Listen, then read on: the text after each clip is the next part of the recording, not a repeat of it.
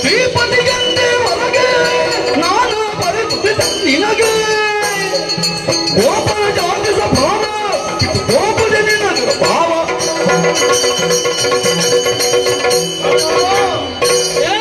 ದೇವ ಶ್ರೀಪತಿ ಎಂಬಂತ ಭಾವವನ್ನು ಇರಿಸಿಕೊಂಡು ಇದೇ ರೂಪವನ್ನು ನನ್ನ ಹೃದಯ ಮಂದಿರದಲ್ಲಿ ಪ್ರತಿಷ್ಠಾಪಿಸಿ ನಿತ್ಯ ಆರಾಧಿಸಿಕೊಂಡು ಬಂದವರು ನಾವು.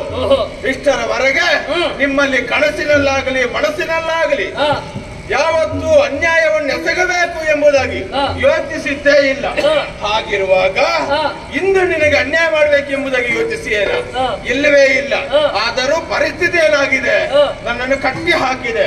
ಬಿಡಿಸಿಕೊಳ್ಳುವುದಕ್ಕೆ ಅಸಮರ್ಥನಾಗಿ ಎಲ್ಲವನ್ನು ಬಿಡಿಸಬಹುದಾದಂತಹ ಸಾಮರ್ಥ್ಯವನ್ನು ಹೊಂದಿದ ನಿನ್ನ ಮುಂದೆ ಬಂದು ನಿಂತಿದ್ದೇನೆ. ಈಗ ಆ ಗಯನ ಬಗ್ಗೆ ಯೋಚಿಸುವುದನ್ನು ಬಿಟ್ಟು ನಿನ್ನಂತಾಗಿರುವಂತಹ ಗುಣ ಉಂಟಲ್ವಾ, ಪುಟ್ಟ ಗುಣ, ಅದನ್ನು ಬದಿಗೆ ಸರಿಸಿ ಒಬ್ಬ ಸಾಮಾನ್ಯ ವ್ಯಕ್ತಿಯಾಗಿ ಯೋಚಿಸು. ಉತ್ತರ ಸಿಕ್ಕಿದ್ರು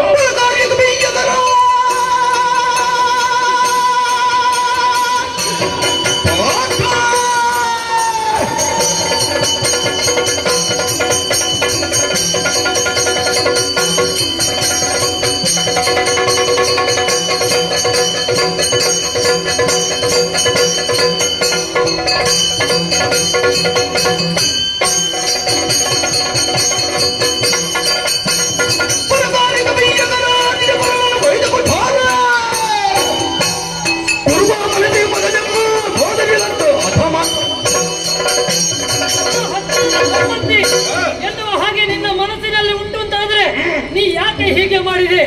ಗಯನನ್ನು ರಕ್ಷಿಸ್ತೇನೆ ಎನ್ನುವ ಹಾಗೆ ಶಪಥವನ್ನು ಗೈದೆಯಂತೆ. ಹಾಗಿದ್ರೆ ಅವೇನು ನಿನ್ನ ಸಂಬಂಧಿಯ, ಸೋದರ ಮಾವನ, ಅಣ್ಣನ, ತಮ್ಮನ, ಹತ್ತಿರದ ಸಂಬಂಧಿ ನಾ ಬಂದಿದ್ದೇನೆ. ಆದ್ದರಿಂದ ಇಂತಹದ್ದನ್ನು ಮಾಡಿದ್ಯಲ್ವಾ, ನಿನ್ನ ಕಳ್ಳ ಬುದ್ಧಿ ನನಗೆ ಗೊತ್ತಿಲ್ವಾ? ನನ್ನ ತಂಗಿಯನ್ನು ಗದ್ದವನೇನು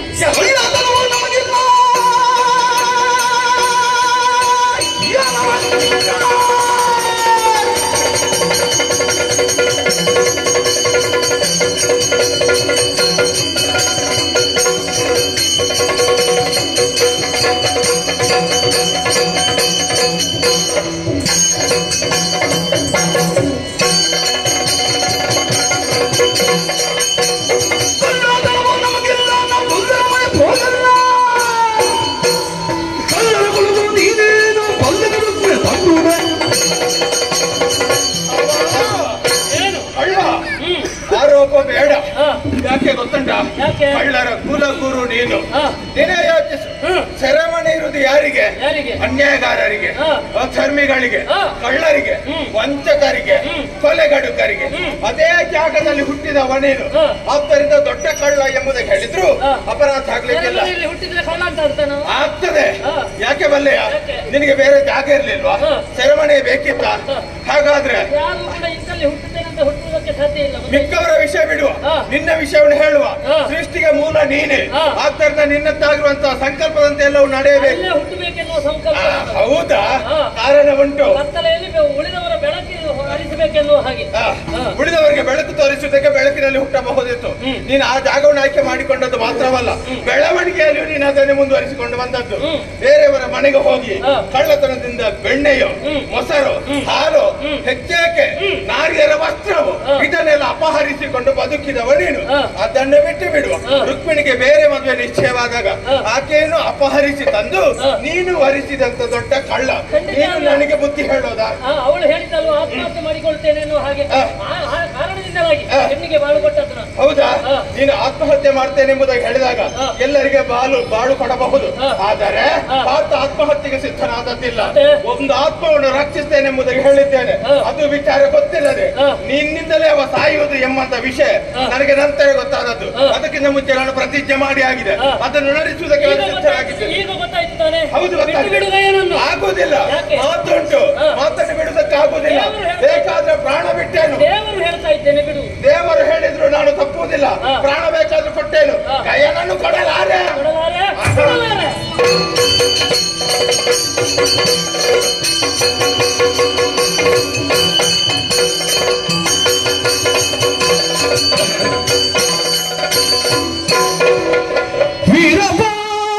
ವೀರಪಾರ್ಥನ ಶಕ್ತಿ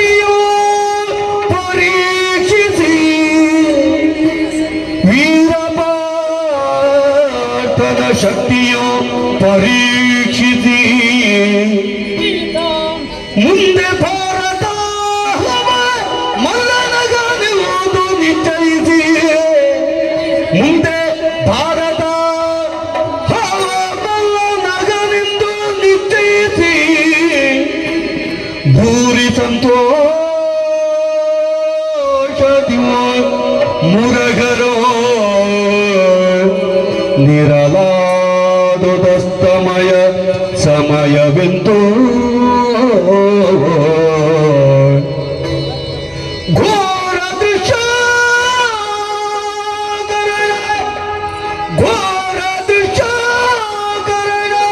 ಕೌಶಲದ ಶಕ್ತಿಯೋ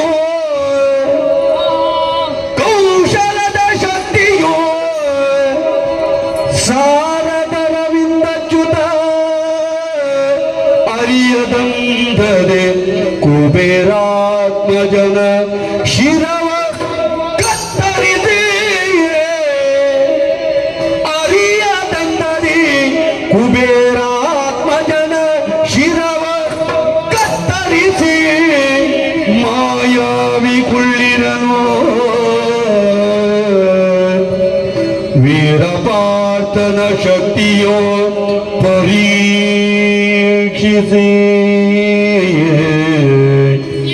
ಮುರಹರೋ ನಿರಲಾದುದಸ್ತಮಯ ಸಮಯವೆಂದು ಪರೀಕ್ಷಿಸಿ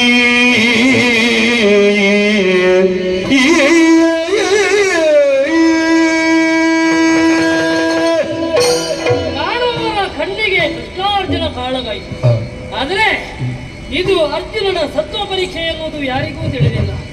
ಯಾಕೆ ಮುಂದೊಂದು ದಿನ ಒಂದು ಯುದ್ಧ ನಡೆಯುವುದಕ್ಕುಂಟು, ದುಷ್ಟ ಕ್ಷತ್ರಿಯರನ್ನ ನಾಶಗೊಳಿಸುವುದಕ್ಕುಂಟು. ನನಗೊಬ್ಬನ ಅವಶ್ಯಕತೆ ಇತ್ತು. ಯಾರ ಆದಿತ್ಯ ಎನ್ನುವ ಹಾಗೆ ಅರ್ಜುನನ ಪರೀಕ್ಷೆ ಮಾಡುವುದಕ್ಕಾಗಿ ಮುಂದಾದೆ. ಪರೀಕ್ಷೆಯಲ್ಲಿ ತೇರ್ಗಡೆ ಹೊಂದಿದ್ದಾನೆ. ಈತ ವೀರ ಎನ್ನುವುದರಲ್ಲಿ ಯಾವುದೇ ಒಂದು ರೀತಿಯಾದಂತಹ ಅನುಮಾನ ಇಲ್ಲ. ಯಾರೇ ತನ್ನ ಎದುರು ಬರಲಿ ಅಂತವರನ್ನು ಬಿಡಲಾರೆ ಎನ್ನುವಂತಹ ದೃಢ ಸಂಕಲ್ಪ ಇವನಲ್ಲಿ ಉಂಟು. ಹತ್ತಿರದ ಸಂಬಂಧಿಯಾದಂತಹ ನಾ ಹೋದರೂ ಕೂಡ ಆಡಿದಂತಹ ಮಾತನ್ನು ಇವ ಬಿಡುವುದಿಲ್ಲ. ಆರ್ತರಿಗೆ ಕೊಟ್ಟಂತಹ ಭಾಷೆಯನ್ನು ಇವ ಬಿಡುವುದಿಲ್ಲ. ಸರಿ ಸರಿ, ಇವನೇ ಬೇಕಾದ್ದು. ಆದ್ರೆ ಸಮಯ ಮೀರ್ತಾ ಉಂಟು. ಆ ಸೂರ್ಯದೇವ ಪಶ್ಚಿಮಕ್ಕೆ ಇಳಿಯುತ್ತಾ ಇದ್ದಾನೆ. ಅದಕ್ಕಿಂತ ಮೊದಲೇ ನಾಡಿದಂತಹ ಮಾತನ್ನು ತೀರಿಸಿಕೊಳ್ಳಬೇಕಾದ್ದು ನನ್ನ ಉದ್ದೇಶವಾಗಿದೆ. ಆದ್ರೆ ಗಯ ಎಲ್ಲಿದ್ದಾನೆ ಎನ್ನುವ ಹಾಗೆ ನೋಡಿದೆ ಅಂತ ಆದ್ರೆ ಎಲ್ಲಿಯೂ ಕಾಣುವುದಿಲ್ಲ. ಸರಿ ಸರಿ, ದಿವ್ಯ ದೃಷ್ಟಿಯಿಂದ ಘೋರ ಅದೃಶ್ಯ ಶಕ್ತಿಯಿಂದ ನೋಡಿದೆ ಅಂತ ಆದ್ರೆ ಓ ಹೋ ಹೋ ಹೋ ಬತ್ತಳಿಕೆಯಲ್ಲಿ ವಾಯು ಸೋಕದ ತೆರೆದಲ್ಲಿ ಬಚ್ಚಿಟ್ಟಿದ್ದಾನೆ. ನನಗೆ ಗೊತ್ತಾಗಬಾರದು ಎನ್ನುವ ಹಾಗೆ ಅಲ್ಲ ನಾ ಯೋಚಿಸುವುದು. ಯಾರಿಗಾದ್ರೂ ಒಂದು ಗಾಳಿ ಬೇಕಲ್ವಾ? ಗಾಳಿಯ ಇಲ್ಲದಲ್ಲಿ ಇಟ್ಟಿದ್ದಾನಲ್ವಾ? ಇವ ಸಾಯ್ಬೇಕಂತಲೇ ಇಟ್ಟದಂತ ಕಾಣ್ತದೆ. ಏನೇ ಇರ್ಲಿ, ನಮ್ಮ ಕೆಲಸ ಆಗಬೇಕು. ಸುದರ್ಶನಿಗೆ ಆಜ್ಞೆಯನ್ನು ಕೊಟ್ಟದ್ದೇ ತಡ ಅವ ಹೋಗಿ ಆ ಕುಬೇರನ ಆತ್ಮಜನ ಶಿರವನ್ನು ಕಳಿಸಿ ಬಂದಿದ್ದಾನೆ. ನಮ್ಮ ಕೆಲಸ ಆಯ್ತು, ನಾವಿನ್ನು ಕೂತ್ಕೊಳ್ಳೋದು.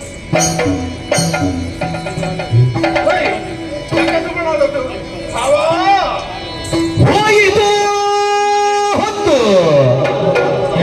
ನೋಡು ಬಾವಯ್ಯ, ಹೋಯಿತು ಹೊತ್ತು ನೋಡು ಬಾವಯ್ಯ, ಬಾವ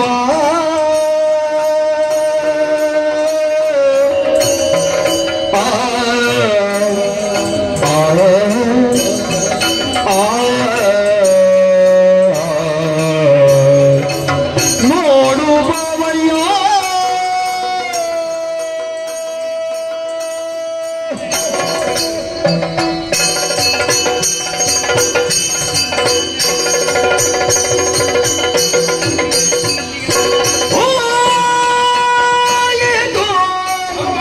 ಹೊತ್ತು ನೋಡು ಬಾವಯ್ಯ, ಹೋಯಿತು ಹೊತ್ತು ನೋಡು ಬಾವಯ್ಯ, ಆಯಿ ತಂಡನೆ ದಿವಸದ ನೀಂದು, ಆಯಿ ತಂಡನೆ ದಿವಸ ಅವಧಿಲ್ಲಿಗೆ ಸಂತು, ಹೋಯಿತು ಹೊತ್ತು ನೋಡು ಬವಯ್ಯ ಪದುಮಾತ್ರ ಪಶ್ಚಿಮ ಮುಳಿಗಿಳಿದನು ನೀನಾಡಿದ ಭಾಷೆ ಬಂಜೆಯಾದುದು ತದಕ್ಕೆ ಭೇದದಿ ಯಜ್ಞ ಕುಂಡವನೋ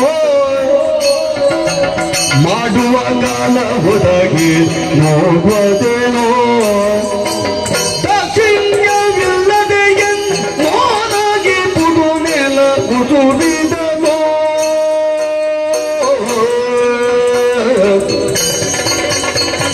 ಹೋಗಿತು ಒಂದು ನೋಡು ಬವಯ್ಯ ಬವಯ್ಯ ಹೊತ್ತು ನೋಡು ಬವಯ್ಯ ಬವಯ್ಯ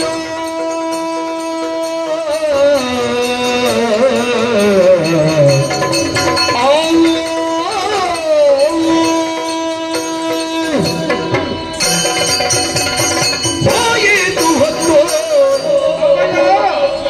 ಯುದ್ಧ ಮಾಡ್ತಿದ್ದಂತ ನೀವು ತಟಸ್ಥರಾಗಿದ್ದೀರಿ ಹೌದು. ಯಾಕೆಂತ ಗೊತ್ತಾಗೋದಿಲ್ಲ ನಮ್ಮ ಕೆಲಸ ಆಯ್ತು ನಾವು ಉಳಿತಾಯ್ತು ಏನು ಕೆಲಸವಾಯ್ತು ಸುಮ್ಮನೆ ಹೇಳಿದ್ರೆ ನಾನು ಒಪ್ಪುವುದಿಲ್ಲ ಹಾ. ಕೆಲಸ ಮಾಡುವವ ಹಾ. ಸೂರ್ಯದೇವ ಹಾ. ಅವ ಸುಮ್ಮನೆ ಉಳಿಯೋದಿಲ್ಲ ಹಾ. ತನ್ನ ಕೆಲಸದಲ್ಲಿ ತಾನು ನಿರತನಾಗಿರ್ತಾನೆ ಓಹೋ. ಈಗ ನೋಡಿ ಹಾ. ನಾವು ಯುದ್ಧ ಮಾಡ್ತೇವೆ ಎನ್ನುವಂತ ಒಂದು ಯೋಚನೆ ಅವನಿಗಿಲ್ಲ ಹಾ. ಅವನ ಕೆಲಸದಲ್ಲಿ ನಿರತನಾಗಿ ಹಾ. ಅದು ಪಶ್ಚಿಮ ಸಮುದ್ರವನ್ನು ಸೇರುವುದಕ್ಕೆ ಸಿದ್ಧನಾಗಿದ್ದಾನೆ ಅವನ ಸಮಯ ಪ್ರಜ್ಞೆಯನ್ನು ಮೀರಿಸುವುದಕ್ಕೆ ಮತ್ತೊಬ್ಬನಿಲ್ಲ. ಆದ್ರೆ ತಾವು ಯಾಕೆ ಸುಮ್ಮನಾದದ್ದು ಗೊತ್ತಾಗ್ಲಿಕ್ಕಿಲ್ಲ ಹಾ. ಒಂದು ವೇಳೆ ತಮ್ಮಿಂದ ಹಾ. ಆಡಿದ ಮಾತನ್ನು ನಡೆಸುವುದಕ್ಕೆ ಅಸಾಧ್ಯವಾದ್ರೆ ಹಾ. ಮುಂದೇನು ಎಂಬುದಾಗಿ ತಾವೇ ಹೇಳಿದ್ದೀರಿ ಹಾ. ಕಾಳಿ ಮಿತ್ರನ ಕುಂಡದಲ್ಲಿ ಬಿದ್ದು ಹಾ. ಸಾಯ್ತೇನೆ ಎಂಬುದಾಗಿ ಹಾ.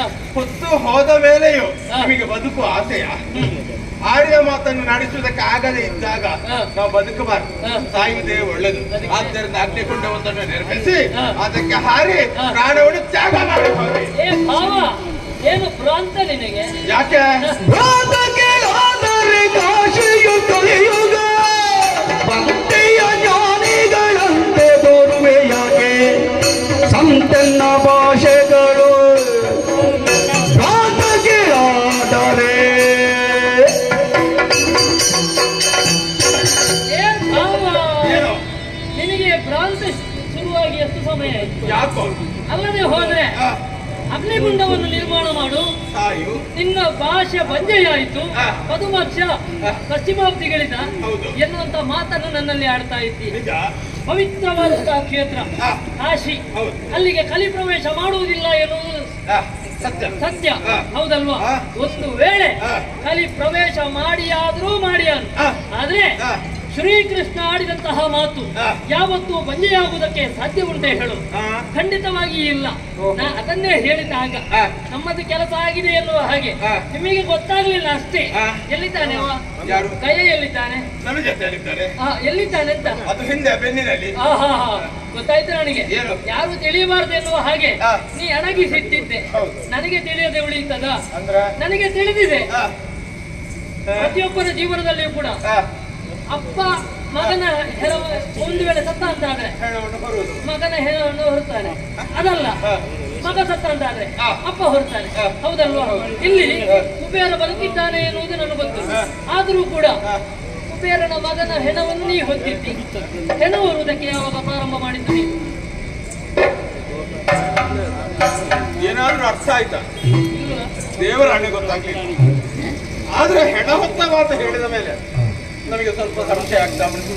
ಗಾಳಿ ಸೋಕದ ತೆರನಾಗಿ ಒಳಗೆ ಭದ್ರತೆಯನ್ನು ಒದಗಿಸಿದ್ದೇನೆ. ಅದರ ಅರ್ಥ ಗಾಳಿ ಇಲ್ಲದೆ ಅವ ಬದುಕುತ್ತಾನೋ ಇಲ್ವೋ ಎಂಬುದಕ್ಕೆ ಪ್ರಶ್ನೆ ಅಲ್ಲ. ಅವನಿಗೆ ಎಷ್ಟು ಗಾಳಿ ಬೇಕು ಅಷ್ಟು ನಾನು ತುಂಬಿಸಿದ್ದೇನೆ. ಆದರೂ ಇವ ಈ ರೀತಿ ಮಾತಾಡುವಾಗ ನನಗೆ ಸಂಶಯ ಸ್ವಲ್ಪ ಬರ್ತದೆ. ಬಿಡಿಸಿ ನೋಡಂತೆ. ನೋಡ್ಬೇಕು. ನನ್ನ ಮೂಡಿಗೆಯನ್ನು ಹೊರ ತೆಗೆದು ಅದರೊಳಗೆ ಅವ ಇದ್ದಾನೋ ಇಲ್ಲೋ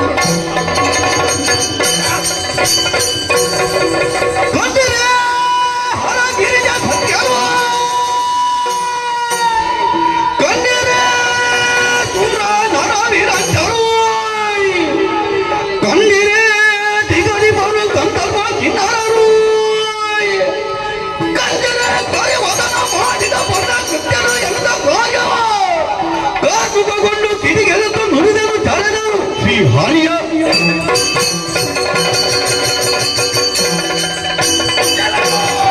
ಎನ್ನುವ ಕಳ್ಳ ಕೃಷ್ಣನ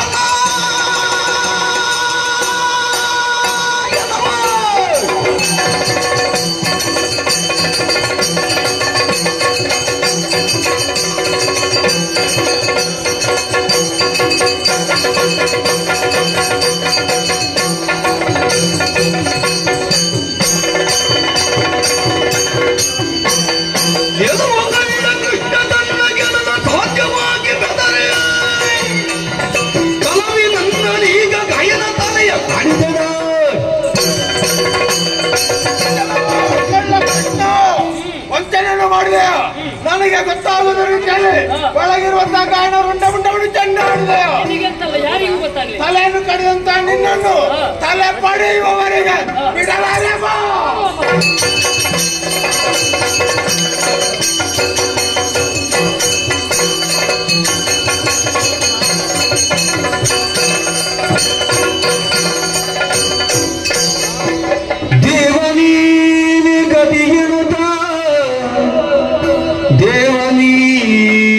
ಗತೆಗೆನುತ ನಾವೀವರೆಗೆ ನಂಬಿರಲು ನಮಗ ಈ ವಿಧಿಯು ಪ್ರಾರ್ಥಿಸಿದೆ ಸತ್ಯಕ್ಕೆ ಬತ್ತನೆಯಾದ ದೇವಾ. ಶಿವನೇ, ಏನು ಅನ್ಯಾಯವಾಗಿ ಹೋಯಿತು. ನನ್ನ ದೇವರು ಸೆರೆಗೊರಗಿದ್ದಾರೆ. ಇದಕ್ಕೆಲ್ಲ ಕಾರಣ ನಾನಾಗಿದ್ದೇನೆ. ಆಡಿದ ಮಾತನ್ನು ಉಳಿಸುವುದಕ್ಕೆ ಅಸಮರ್ಥನಾದೆ. ಯಾರನ್ನು ಬದಿಸಿಕೊಳ್ಳುವುದಕ್ಕೆ ನನ್ನಿಂದ ಅಸಾಧ್ಯವಾಗಿ ಹೋಯಿತು. ನನ್ನ ಬೆನ್ನ ಹಿಂದೆ ಇದ್ದು ಬೆನ್ನು ತಟ್ಟುವುದರ ಮುಖ್ಯನ ಬಗ್ಗೆ ಸದಾ ಪ್ರೋತ್ಸಾಹದ ನುಡಿಯನ್ನು ನುಡಿದು ಆ ಮುಖ್ಯನ ಬಗ್ಗೆ ಬದುಕಿಗೆ ಆಸರೆಯಾಗಿರುವಂತಹ ದೇವರು, ಅವರನ್ನು ನಾನಿಂದು ಕಳಕೊಂಡೆ. ಅವರಿಲ್ಲದೆ ನಮಗೆ ಬೆಲೆ ಇಲ್ಲ, ನೆಲೆ ಇಲ್ಲ, ಮಾತ್ರವಲ್ಲ ಫಲವೂ ಇಲ್ಲ. ಹಾಗಿರುವಾಗ ದೇವರನ್ನು ಕೊಂದವ, ದೇವರಿಗೆ ಬೇಡವಾದವ, ಅಂತಹ ದೈವದ್ರೋಹಿ ಬದುಕಲೇಬಾರದು. ಅದಕ್ಕೆ ಬೇಕಾಗಿ ನಾನೊಂದು ತೀರ್ಮಾನಕ್ಕೆ ಬಂದಿದ್ದೇನೆ. ಭಗವಂತನನ್ನು ಹಿಂಬಾಲಿಸಿಕೊಂಡು ಹೋಗುವಂತಹ ಪುಣ್ಯ ನನಗಿಲ್ಲ. ಆದರೂ ನಾನು ಮಾಡಿದ ಪಾಪಕ್ಕೆ ತಕ್ಕ ಪ್ರಾಯಶ್ಚಿತ್ತ ಎಂದಿದ್ದರೆ ಅಥವಾ ಶಿಕ್ಷೆ ಎಂದಿದ್ದರೆ ನನ್ನ ಮರಣವೇ ಆಗಬೇಕು. ಅದಕ್ಕೆ ಬೇಕಾಗಿ ಅಗ್ನಿಕೊಂಡವನ್ನು ನಿರ್ಮಿಸ್ತಾನೆ. ಉರಿಯುತ್ತಿರುವಂತಹ ಅಗ್ನಿಕೊಂಡ ನನ್ನ ತನುವನ್ನು ಅರ್ಪಿಸುವುದಕ್ಕೆ ಸಿದ್ಧನಾಗಬೇಕು. ಕೃಷ್ಣ ಕೃಷ್ಣ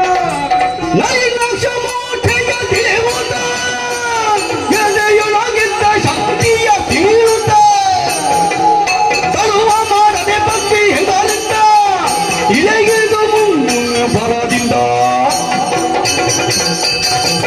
ಸಿದ್ಧಿಯಿಂದ ಘೋರ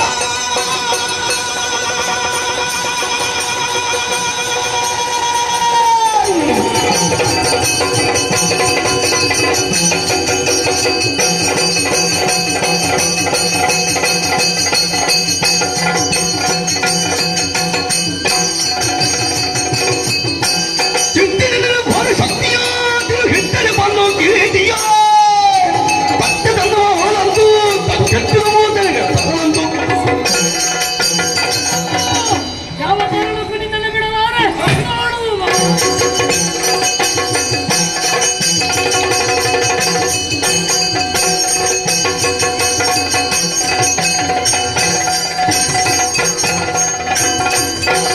ಸುಡುವೆಗೆ ಬ್ರಹ್ಮಾಂಡ ಮಾನವ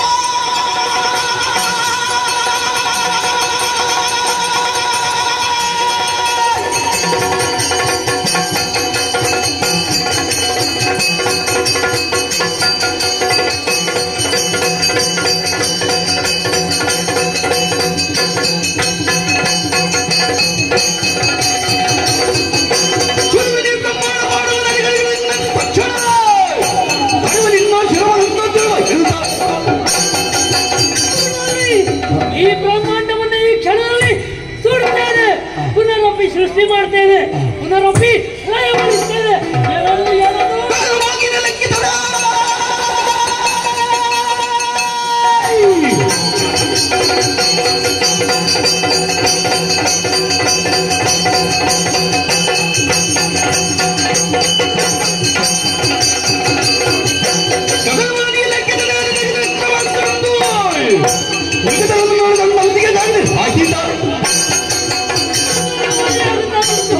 ಗಗನವಾಣಿಯನ್ನು ಲೆಕ್ಕಿಸಲಾರೆ. ಇಂದು ಭಾರತವನ್ನು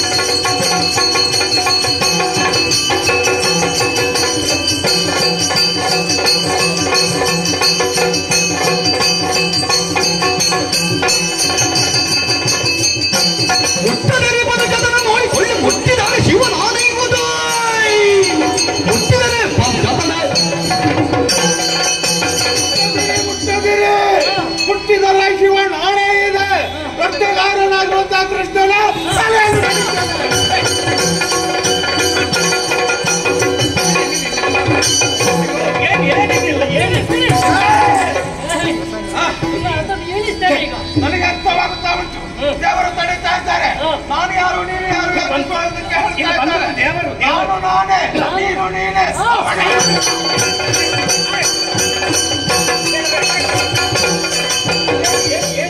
ಏನಾಯ್ತು? ಎಲ್ಲ ಮಕ್ಕಳಾಟಿಗೆ ಎಣಿದೇನಿದು ಬಾಲ ಚೋದ್ಯವಿದೇನು ಮನದ ಭಾವ ದೇವಾ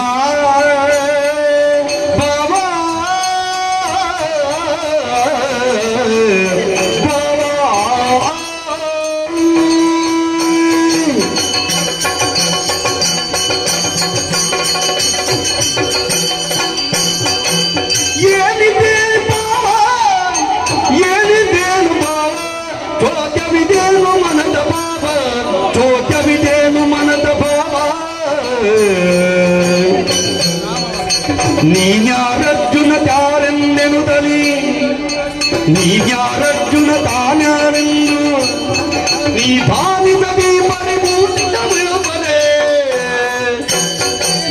ಏನಿದೇನು ಮಾವ ಚೋದ್ಯವಿದೇನು ಮನದ ಭಾವ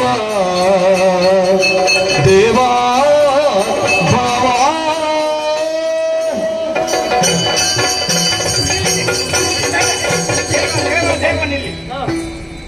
ಅರ್ಜುನ ಸ್ವಲ್ಪ ನಿಲ್ಲು ಅವಸರ ಬೇಡ. ಈಗ ಬಂದದ್ದು ಯಾರ ಮಧ್ಯದಲ್ಲಿ ಸರಿ ನೋಡಿದ್ರೆ ಗೊತ್ತಾ? ದೇವರು ಕೃಷ್ಣ ನೀನು ಭಾವ ಯಾರಿಗೆ? ನನಗೆ. ನಾನು ನಿನಗೆ ಭಾವ ಅಲ್ವಾ? ಈಗ ಅರ್ಜುನ ಏನಾಗ್ತದೆ? ಅವನು ನಿನಗೆ ಭಾವ, ಆತನು ಭಾವ, ನೀನು ಭಾವ, ನಾನು ಭಾವ, ಎಲ್ಲ ಭಾವ. ಅಲ್ಲ ಭಾವ ಭಾವ ಭಾವ, ಆದ್ರೆ ಭಾವನೆಗಳು ಬೇರೆ ಬೇರೆ ಬೇರೆ. ಸ್ವಲ್ಪ ಬೆಳಗಿದ್ಯಾ ಬೇಕಾ?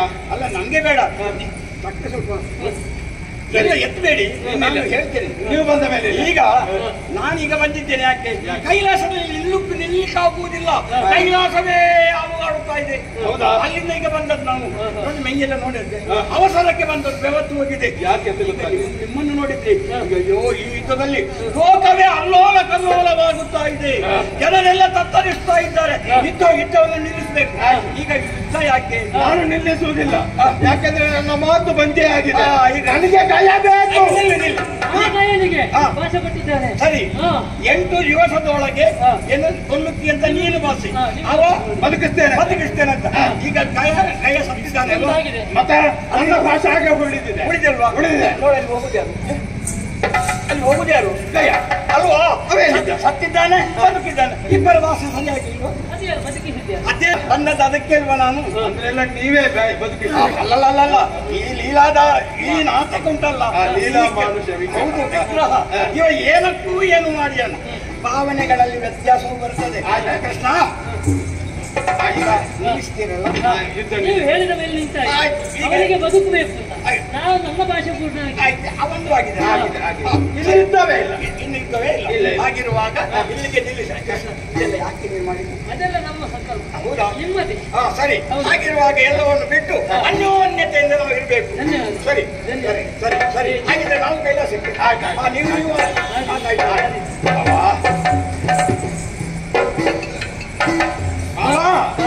ತಪ್ಪಾದ್ರೆ ಕ್ಷಮಿಸಬೇಕು. ಯಾಕೆ ಎನ್ನುವುದು ಗೊತ್ತಾಯ್ತು ತಾನೆ. ಕೇವಲ ಯುದ್ಧ ಮಾತ್ರ ಕಾಣುವವರ ಕಣ್ಣಿಗೆ, ಆದ್ರೆ ಮುಂದೆ ಮಹಾಭಾರತ ಯುದ್ಧವನ್ನು ನಡೆಯುವುದಕ್ಕೆ ಸಾಧ್ಯ ಉಂಟು. ಅದರಲ್ಲಿ ದುಷ್ಟ ಕ್ಷತ್ರಿಯರ ನಾಶವಾಗಬೇಕು. ಅವರವರ ಕಡೆಯಲ್ಲಿರುವವರು ಕೆಲವು ದುಷ್ಟರಿರ್ತಾರೆ, ಅವರ ನಾಶವಾಗಬೇಕು. ನಮ್ಮ ಸೇನೆಯಲ್ಲಿ ಕೂಡ ಅದೆಷ್ಟು ದುಷ್ಟರಿದ್ದರೂ ಕೂಡ ಅವರನ್ನು ಕೂಡ ತಡೆಯಬೇಕು. ಆ ಕಾರಣದಿಂದಲಾಗಿ ನಿನ್ನ ಸತ್ವ ಪರೀಕ್ಷೆ ಮಾಡಿದ್ದೇನೆ.